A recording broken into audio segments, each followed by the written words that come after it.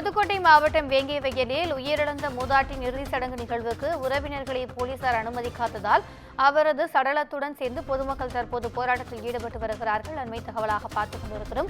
கூடுதல் விவரங்களை எமது செய்தியாளர் சாமிநாதன் வழங்க கேட்கலாம். வணக்கம் சாமிநாதன், மக்களினுடைய இந்த போராட்டம் குறித்தான கூடுதல் விவரங்கள். வணக்கம் திவ்யா.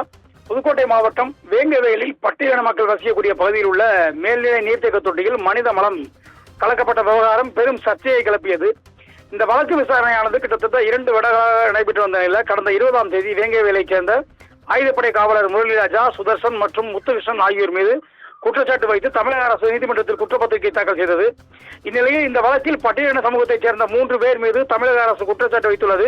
இதை நீதிமன்றம் ஏற்றுக்கொள்ளக்கூடாது என்றும் இந்த வழக்கை சிபிஐக்கு மாற்ற வேண்டும் என்றும் விடுதலை சிறுத்தைகள் மற்றும் அந்த கிராம மக்கள், வேங்கவேல் கிராமத்தைச் சேர்ந்த மக்கள், பொதுமக்கள் உள்ளிட்ட பல்வேறு தரப்பினர் இதற்கு எதிர்ப்பு தெரிவித்து வந்தனர். இதன் ஒரு பகுதியாக வேங்கவேல் கிராமத்தை சுற்றி காவல்துறையினர் பலத்த பாதுகாப்பில் இருந்து வரும் நிலையில வெளிநபர்களை உள்ளே அனுமதிக்காமலும் வேங்கவேல் கிராமத்திற்குள் உள்ளே செல்லும் ஊரர்கள் மற்றும் அனைவரையும் தீவிர பரிசோதனை செய்து விசாரணைக்கு பிறகே உள்ளே அனுமதிக்கப்பட்டு வந்தனர்.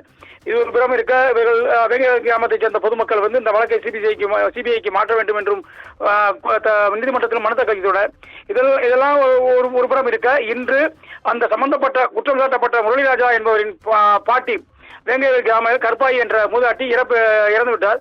இதனையடுத்து இந்த இறவினர்களை அடக்கம் செய்வதற்காக உறவினர்கள் அங்கே அந்த பகுதியில் கூடி வந்தனர். அந்த வெளியூரில் இருந்து வந்த உறவினர்களை உள்ளே அனுமதிக்காமல் காவல்துறையினர் மிகுந்த கடுபிடி செய்தனால் அந்த இடத்துல பரபரப்பு ஏற்பட்டது. இதனால் அந்த மறைந்த கருப்பாயின் உடலை சாலையில் வைத்து காவல்துறைக்கு தங்களது எதிர்ப்பை தெரிவிக்கும் வகையில் தற்பொழுது போராட்டத்தில் ஈடுபட்டு வருகின்றனர். இதனால் அந்த பகுதியில் பரபரப்பான சூழ்நிலை நிறைவேறுகிறது. திவ்யா, கூடுதல் விவரங்களுக்கு நன்றி சாமிநாதன்.